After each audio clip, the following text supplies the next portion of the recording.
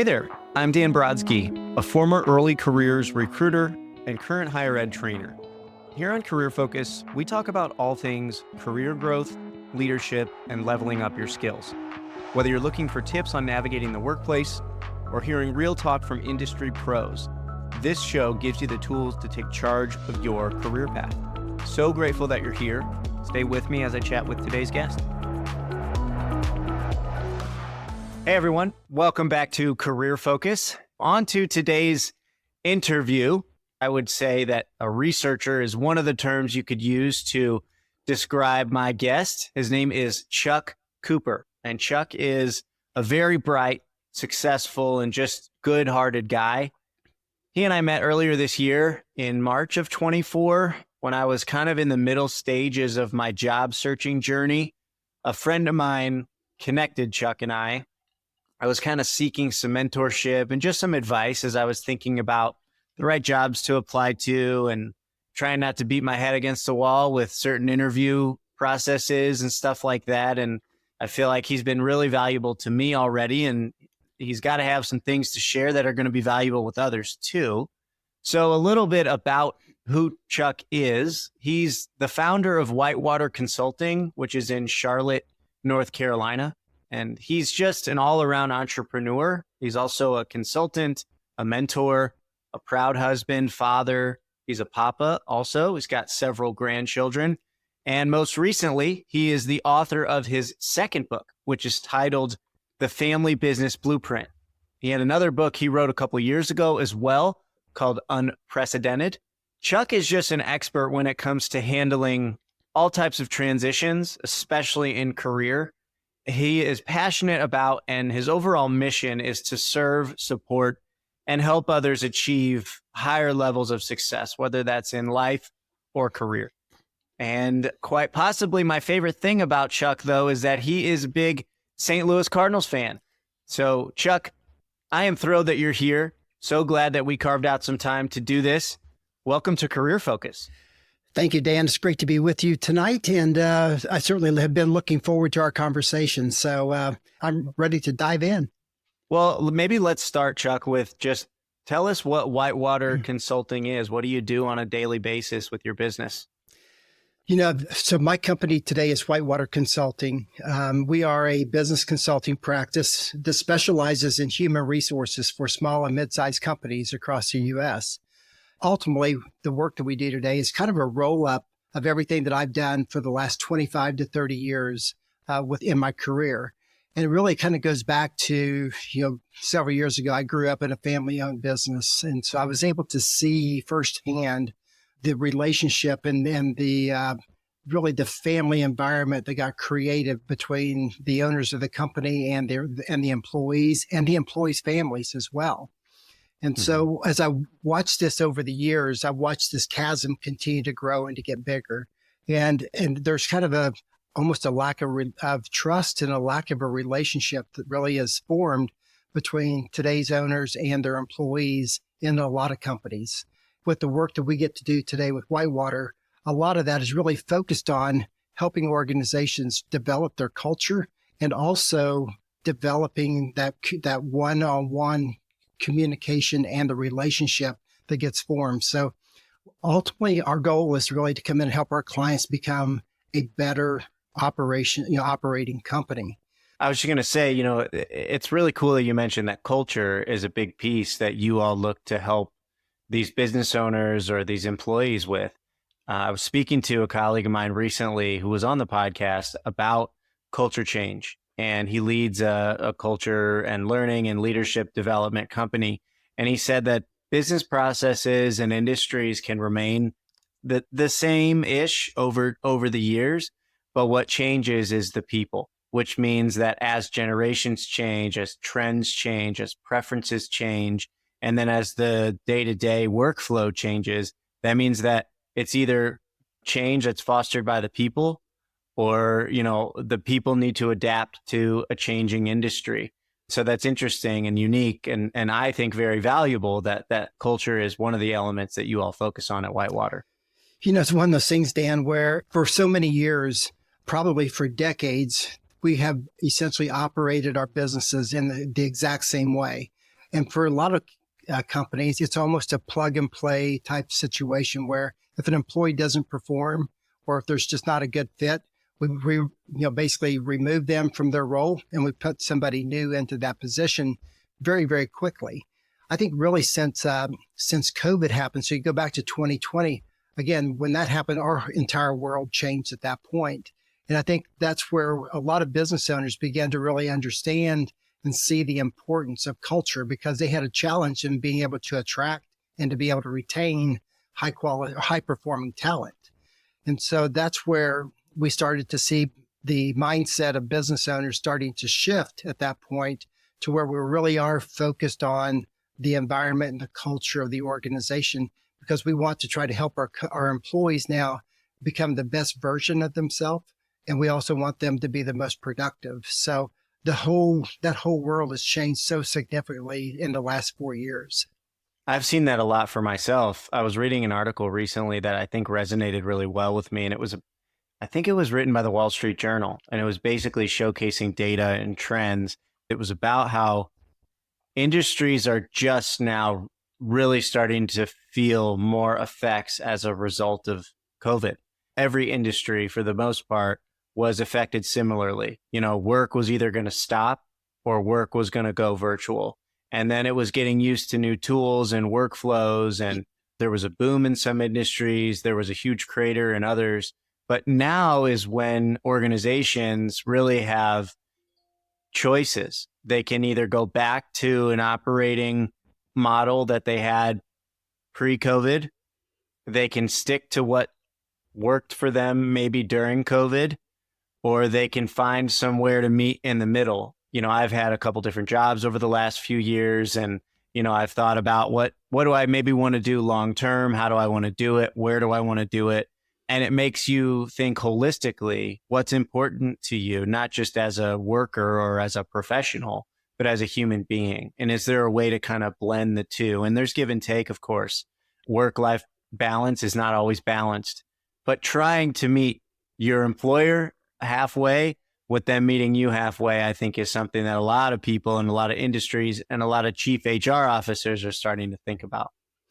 That is exactly right. And when you look at change, the pace of change over the last 4 or 5 years, has really increased significantly. And so as you look at from where we are today to say the end of the 2020s, the pace of change is probably going to be coming at us based on studies so about 4 times faster than it is today. But then when you go on out to the end of 2030s, the pace of change is going to be coming at us about 16 times faster than it is today. So as a business owner and as people, as our younger generations coming into the workforce, being adaptable, being agile, and really continue to be a student of the work that you do and the career that you're building is really going to become really very, very important. So I think there might be an analogy built in there. Tell us about the name of Whitewater Consulting. So as I got ready to start the company, one of the things that I was struggling with initially was coming up with the name and something that would be a name that would lead me to a story that I could share with my business owners who were clients and prospective clients, something that would resonate and really be able to paint a picture for them. The memory that came back was several years ago. I had the opportunity to go with 3 other guys to Canada on a 3-week canoe trip. And so we were navigating the lakes and the river systems in Canada. About halfway through that trip, it was a beautiful afternoon. We stopped, had lunch, and we were just looking at the maps, and we could tell that we were coming up to a point in the river where there was going to be 2 sets of rapids. And we decided based on the speed of the current and the water levels that we could just leave everything in the canoes and we could just basically shoot through the rapids, have some fun, and also be able to really eliminate having to go to shore, unload the canoes, carry the canoes down past the rapids, and then loading everything back up. So it's just going to be much more efficient for us to go ahead and shoot through that. And so we went through the first set of rapids, had no issues really at all. But as we came through the rapids, normally the current begins to slow down. And then as you approach the next set of rapids, things start to pick back up. And in this case, there was never a point where it actually began to, it never slowed down. So we started moving toward what we thought was going to be the second set of rapids. And as the currents picked up, our canoe that I was in got sideways in the current, and we were moving down the river. And at that point, we were able to hear a roar kind of at the other end. And what we discovered as we got closer was that it wasn't actually a second set of rapids, but it was about a 20-foot waterfall that we were coming up on. Now, the good news was the gentleman in the back canoe had been through a very, very similar situation a few years before that. And he was giving both myself and the partner in my canoe very, very specific instructions on what we needed to do to get the canoe turned and to get it out of the current to safety. When I think about the starting of Whitewater Consulting and thinking about that trip, what I learned from that experience was, number one, having a guide on that trip with us that had been through a similar situation, so they had real life experience, was really very, very valuable. And so I wanted to be able to become that guide for my clients to help them navigate really the journey and navigate the waters that they're in as an employer. Because the reality is most business owners really don't have an idea of what they're going to come up against when they walk into their office each and every day. And so a lot of times they just need somebody that's got real life experience to be able to come alongside them, to be a sounding board, and to be able to bring some outside wisdom and experience to them to help them navigate that challenge. Do you find yourself telling that story to clients very often? So as you can probably, you may or may not be able to see on my pullover I've got today, it says Whitewater Consulting on here. And I wear something every day that has my logo and company name on it. It just so happens that here in Charlotte, we have the National Whitewater Center. So every day people are asking me, are you part of the Whitewater Center? And I'm able to share with them that I'm not, but it gives me the opportunity to tell the story about our company. So it's been something that was not planned upon, but it has been something that we certainly are using to our advantage. Definitely a good marketing tactic there. I love that. Good story. Well, thanks. The memories from that, I can close my eyes and I can see the trees. I can envision everything that took place that day. Chuck, you've worn your entrepreneurial hat, so to speak, for a long time. You've got experience, building, creating, and profiting off of businesses. How did you get your start running your own business? So I'll take you back on go on a journey here, because I'll go back to the beginning. So over the years, I've been involved at ownership level at probably about 6 different companies along the way. My first business that I had goes back to whenever I was actually still living at home. And I was probably about 5th or 6th grade at that time. And I grew up in a very, very small community of probably about 1,200 people. And it was a farming community. My dad grew up in the same community. He raised Angus cattle. And so he decided that when his boys got to about the middle school age, that we needed a project. And so we went to Oklahoma one year for Christmas. And during that trip, we went by a couple of kennels, and we actually bought a couple of dogs and brought them back. And so ultimately that became the start of my first business, which was a dog kennel. And we started off with 4 dogs. We grew that business to where we had about 150 dogs, and we were raising about 250 puppies a year. And so we raised puppies and sold them all over the U.S. And we also had the opportunity to train those dogs for hunting during the summer months. So it was a really, really good business. It was a good opportunity to learn so many life skills and people skills. Relationships were really important. So there's a lot of takeaways that I had from that. The work that I did there really kind of led me into going to college, and then ultimately coming back and joining a family business that my grandfather had been a part of for many years.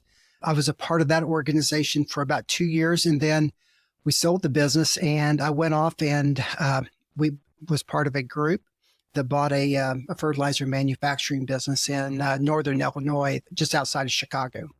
The business was as I look back on it, was a once in a lifetime opportunity. It was an absolute gold mine, hugely successful. I was in my late 20s, early 30s at that point. At the end of the day, the reality was I wasn't prepared for the success that we had. and I didn't have coaches or mentors around me at all. We let pride, ego get in our way and make really, really poor decisions at the management level that ultimately forced us to have to sell the company to be able to get out from underneath the debt that we created. Mm-hmm. As I went through that, it was a really, really tough time. I was married and had 2 kids at that point, and it was just tough on us personally, as well as the community that we were a part of was a fairly small community. We were one of the major employers there. But you start to see the impact that your decisions, my decisions, had on not just myself, but on our employees and their families as well. So there was a lot of lessons that I took away from that experience that we can talk about in more detail. So about how old were you when you were at the ownership level there, and when did you finally realize, we're in trouble, something needs to change here? Dan, I was just about, call it about 30 years old at that point. I was just before that. We were there for about 6 years. So it was just a really, really good run that we had. When I look back on that, the horrors of emotions, because as I look back on that point, there was anger, there was frustration, there was embarrassment, just a full range of emotions that we went through. If there was a silver lining in that whole experience, it was the fact that it happened early on in my career that left me with a lot of runway in front of me to be able to use that experience and the lessons that I learned during that time to be able to apply that into the rest of my life at that point. And ultimately, I share that story probably as often as I do the backstory to our company with my clients, because most of the time as business owners, we are in a position where we feel like we are the leader of our company. So we have to have everything under control. If we have an issue comes up, we have to understand and know how to deal with that. And we have this, in most cases, we have a mask on showing that we have everything in our world is totally under our control. And the reality is the pandemic showed that there's a lot of things that are actually outside of our control. So I share my story and my greatest mistakes and the challenges that I had. I share those with my clients up front, just from trying to be transparent with my clients, to be able to be vulnerable in the way that I communicate with them. And by doing so, you can see the stress and the walls come down from that person that I'm talking to, and they become a lot more engaged and a lot more transparent with the challenges that they're having as well. That's a unique story. And I know that there's other people probably similar to yourself that tell stories of failure that happened early in their career, or earlier in their life, that led to the greater successes that happened later. You mentioned at the start of that story that one of the biggest pieces you took away from it is the importance of having coaches or mentors to help guide you, especially when you're doing something new or you just are very green and have a lot to learn. What advice would you give to anyone that is seeking mentorship but doesn't know where to find it? That's really a great question. I think a couple of things that I would share with our listeners on that. One is I think it's important that as the individual that you understand what your mission is and what your values are, and then start to seek out, identify areas that are areas of importance to you, or areas that you're passionate about. Maybe you're gifted in from a talent standpoint, but being able to find that area that you really want to try to go deeper into, and then from there look for people that are at least 5 to 10 years ahead of you, and be able to from there build relationships with them.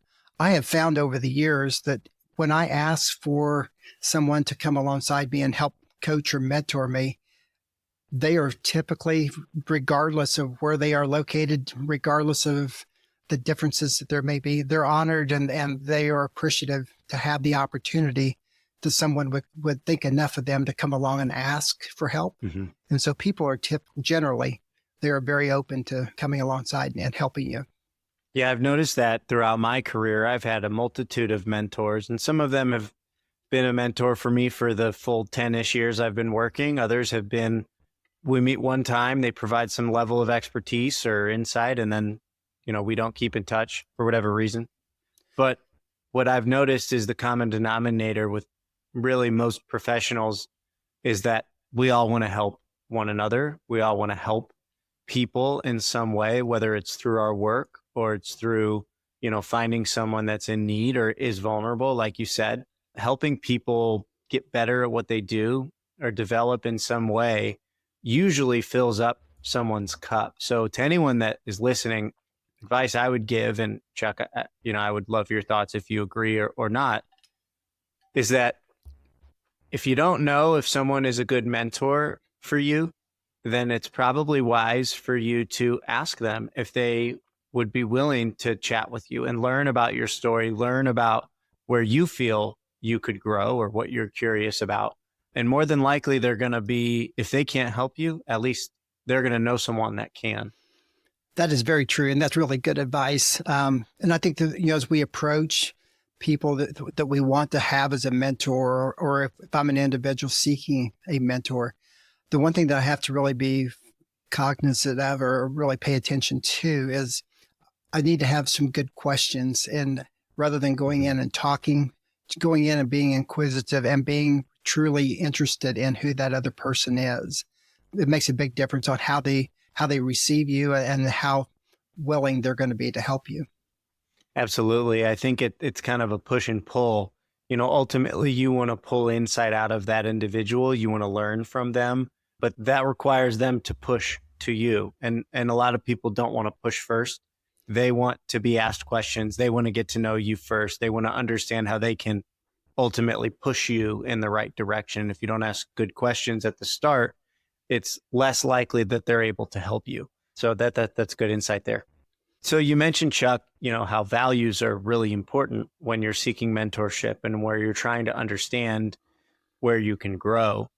I believe that within organizations, whether it's a small to medium-sized business that's family owned, or it's a Fortune 500 that has thousands of people across the world, the values are really what I call culture in action. And when it comes to determining if someone is a good, fit who maybe has similar values to you to serve as a mentor, or if an organization is a good fit to someone, how does one assess the values that they hold to themselves or within their organizations to determine that good match? Gosh, this goes back probably 25 years ago when I first came to Charlotte. And I was really one of the first times I was actually interviewing with other companies outside of being in the ownership role.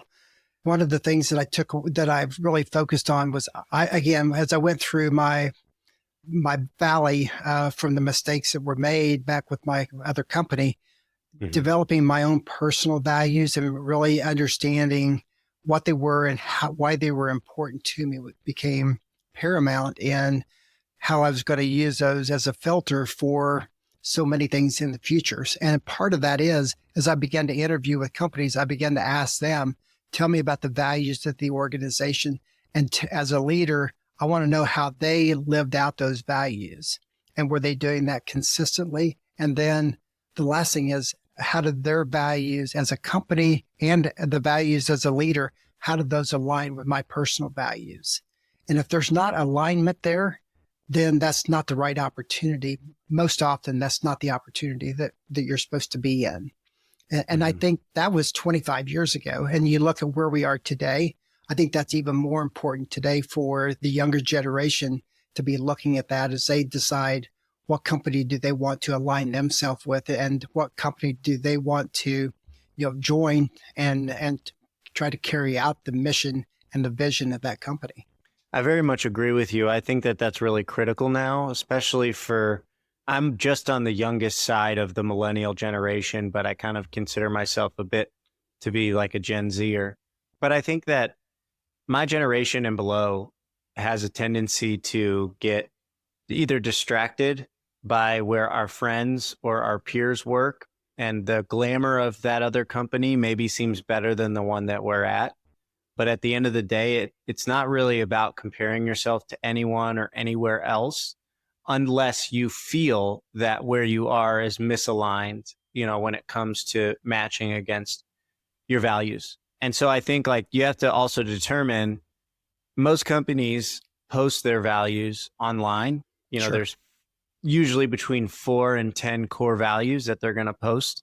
And you have to be patient. You have to take your time to settle into new positions, whether you plan to stay there for a year or you plan to be there the rest of your career.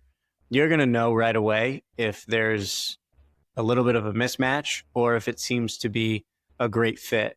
Despite what I just said, do you feel like values can change to an individual over time? I'm not sure that the core values is going to change much. However, if you were to put them on each value on a scale between 1 and 10, there could be some sliding on that scale over time. And I think that's where oftentimes we have some challenges is companies will identify a core value and they'll put it on a plaque and put it up on the wall, but then we don't actually live that out. And so there's actually a book that David Friedman wrote called Culture by Design. It's such a great read for entrepreneurs and for people that are joining organizations because it talks about the process of developing those values and then identifying actions on a day-to-day basis that support those values.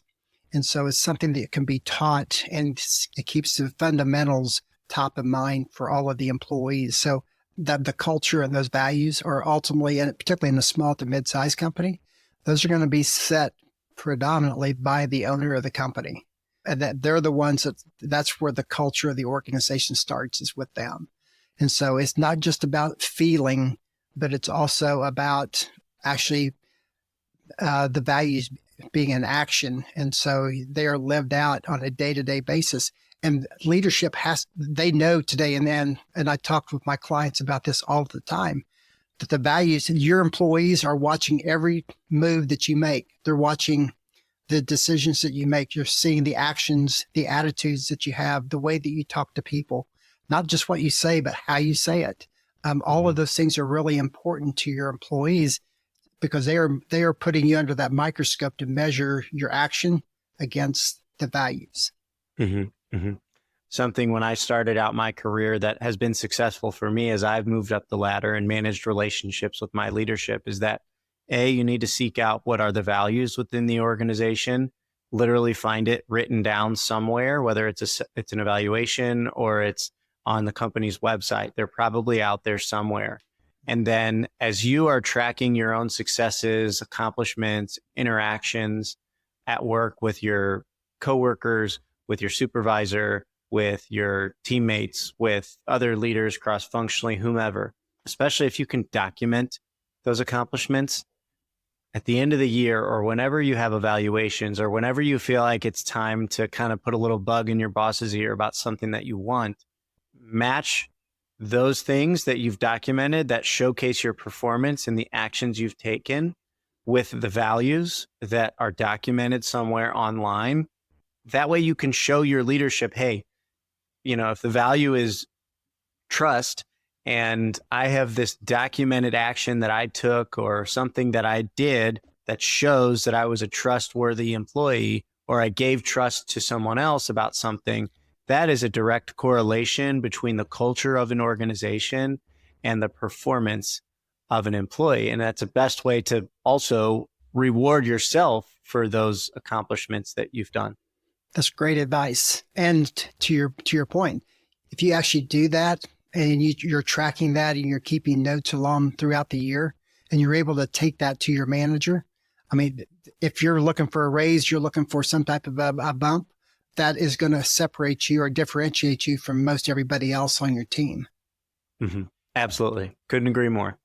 I want to talk about your book, Unprecedented, a little bit, Chuck. And that was the book that you wrote a couple of years ago. So we're going to dive into your newer book in just a minute. But before we do, tell us about Unprecedented. When did it come out? What is it about? And who's it for? So as everybody probably remembers, COVID happened in 2020. And when that in March of 2020, we went to shelter in place, our whole world changed at that point. I knew first of all, that I was going to have a lot more time on my hands because I wasn't going to be traveling. So I decided that one thing that I wanted to do was to find a way to get better at communicating with my clients. And so I decided that to do that, I would just get up each morning and for 30 to 40 minutes, just get up and begin to write. And I really wasn't paying attention to the details, but it's just recalling memories and stories and just beginning to write and put them into a good format. And so I did that consistently for about 4 to 5 months. And at the end of that point, I took what I had written and read through that and saw that there was actually, from what I could see, the makings of a book that was coming together. And so I sent it to some editors, and we had 2 of the editors that came back and said, yeah, you got the start of a very, very good book. Timing is perfect on this, because the topics that we really were discussing was really focusing in on leadership post-COVID. So we were looking at, kind of from 21, 22, what leadership really looked like. And then we focused in on communications, company culture, as well as HR best practices. So this book it's a very, very easy read. And it's written for entrepreneurs and for entrepreneurs who were just launching their business, or maybe were young into that journey of being in the first couple of years. And so the book has been something that the readers have come back to us and said, this was, filled with some great information that helped them kind of give clarity on some of the things that were important for their business to build the foundation, specifically around the people side for their company. So that as they grew, they had a strong foundation from which to grow. Okay, that sounds extremely valuable, especially to assess, if you're, let's say, young in your career as well, and you're working for somebody else, how effective is your leadership? Well, Chuck, I've got, we talked a little bit about communication already, but I think about myself throughout my career. I've had lots of different supervisors, and communication has always been something that I've feel like hang my hat pretty high on. And I'm curious, from your perspective, having been a boss and a supervisor for a very long time and worked with all types of organizations and styles of leadership, if someone were to ask you, Chuck, how is, this direct report communicating with you? Describe them as a communicator. And if they're, let's say, an exemplary communicator, what are some words you would use to describe them? Great question. I think probably where I would start with on that is, are they self-aware? Meaning that they understand their own emotions and how what their preferences are as far as communication goes. But I think in addition to that, they're able to very quickly understand how you, as a receiver of the information, they're able to communicate it in a way that lands on you in a way that is easy to understand and has an impact. Whether that is through the writing. So depending on the generation that person is from, may have an impact on what their preference for communication may be. Some people like the text version, just very short and simple. Some want all the details.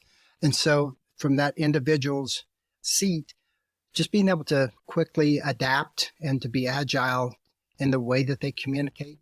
And again, being able to be very concise with the communication is really important. And then I think from there, how not just the individual that they're communicating with and within a company, but also just from a team perspective and also from a different levels of management. When you have somebody that is communicating, how is that being received upline to that leader level? And I think those are some things that, are really important for the younger generation to really understand. And I think part of the communication isn't just about talking, but it's also about listening and asking questions. And I think always one of the 5 C's of leadership is remaining curious.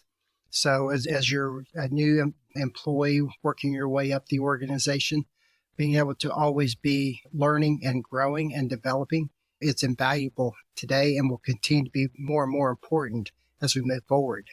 Definitely. I couldn't agree more. I think communication is one of those intangible skills, whether you're a natural communicator, it's something that always needs to be strong. It always needs to be adaptable, like you said. And being self-aware, I agree, is so important because you can talk about a million ways of communicating. It could be audible. It could be presenting. It could be in written form. Maybe you're great at drafting emails or, writing blog posts or whatever it is. but it's also good to know, where does your communication fall short? Do you listen well? Do you take feedback well? Are you able to articulate progress on maybe projects that align with whatever your boss actually really needs?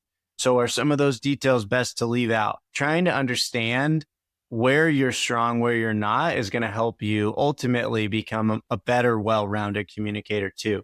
I love all of that, Chuck. Good stuff. I think one thing that I would add to that, Dan, is in today's world, especially when you look at the workforce, on average in the U.S., only about a third of the workforce today is actually an engaged workforce. And so as you're looking at things, you're seeing things from the manager or from a executive seat.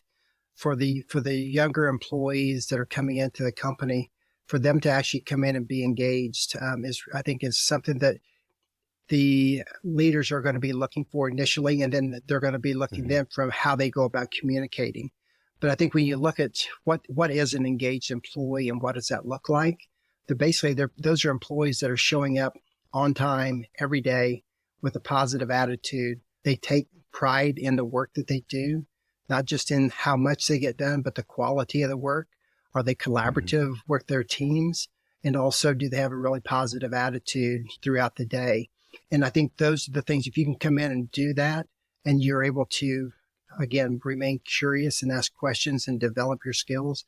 If I'm 25 and I'm coming into a company today, those are the things I'm going to really be focused on if I want to try to have a successful career with that company. That's a great tip. Yeah, communication, I think, is really taken for granted sometimes, especially if you're going from one organization to another, or you're starting one business to another. It's a totally different culture, totally different personalities and people that are part of the makeup of that organization. And what maybe worked really well in one place is not going to work so well in this other place. And so I think it's, the first while, it takes a minute to get comfortable and to understand what are all the ways, verbal and nonverbal, that folks are communicating. What is kind of inferred when folks are speaking, or when they're listening, or when they're in a Zoom call, or when they're face to face? Like, what are the ways that people are talking without actually talking?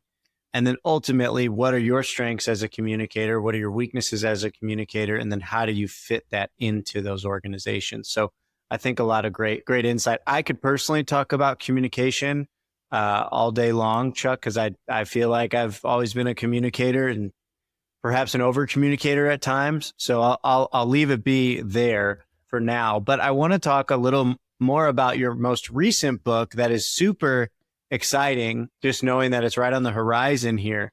It's called The Family Business Blueprint. Compared to your previous book, how is this one different, and what are you most excited about for it? I think that where the biggest difference is going to be between these two books is, again, the first book was written just for essentially the young entrepreneur or the business owner that had been in for a very short period of time. This second book is really written to two specific target markets.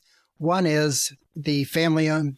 Well, first of all, the book is actually written for all small and mid-sized businesses, because they're facing a lot of the same issues that a family business is also facing. So there's really not a lot of difference there. But this book is written for the current ownership of a small and mid-sized company, as well as to the next generation. And where the idea for the book came from was 2 years ago, whenever I was speaking to a group of entrepreneurship students at Georgetown University. A question came up that day was, my parents have got this amazing business that they have invested their entire life into. They've been very, very successful. There is a uncommunicated expectation that I, as the next generation, am going to be coming in, taking over the business. And the truth is, I don't want anything to do with their business. There's just a difference in values, difference in world perspectives. I don't want the lifestyle that they have. So their question was, how do I have that conversation with my parents? And so I take that as the genesis to this book, and I put that in conjunction with It's a study that I did last year where we interviewed over 1,000 business owners across the U.S. and another 350 or a few more of next generation leaders in businesses as well. And we gathered a lot of information and data from that. And so what we found was just under 70% of business owners that we talked to did not have a succession plan or an exit strategy in place, meaning that if something happened to them, everything was going to fall to either their spouse or somebody, to the organization with no leadership. And so that was something that, as I started to really look at that and look at the difference in the generations and where the next gen's mindset is about, we really don't want to be a part of this, or I'm not sure that I want to be a part. I don't have the experience. I'm not receiving any training. I'm not really directly involved in the business today. So it's a lot for me to change. And I'm out here either finishing college or I'm about to start my career and I'm going out to work for another organization. And so I may not even want to come back to a family business. So that was kind of the starting point for the writing of the book. And so what we have done is we've kind of gone through and addressed the real reasons, some of probably the top 5 or 6 reasons why business owners have not put a succession plan in place, and they don't have an exit strategy in place right now either. Mm-hmm. On the flip side of that, we also talk specifically about the difference, why of those 5 or 6 reasons that owners have not put a plan in place. We also go through and talk about why the next generation coming up, what their perspectives are. And so it really gives a lot of clarity as to why there is such a chasm in many family-owned businesses today. And a lot of this comes back to lack of communication, a lack of clarity around expectations. And there's really not been in some cases, there's not a lot of trust between the parents and their kids as it relates to taking over a business. So what we decided to do was, this book is developed not only to outline the challenges, but also to come about focusing in on the tools and the resources that can help bring these generations together to kind of build that bridge, to bring them into the same room to have those conversations about the expectations. So is there a favorite tool or exercise within the book that helps, the reader understand more about those gaps? There's a couple of assessments that we are providing in the book that essentially, one of the assessments is predictive index.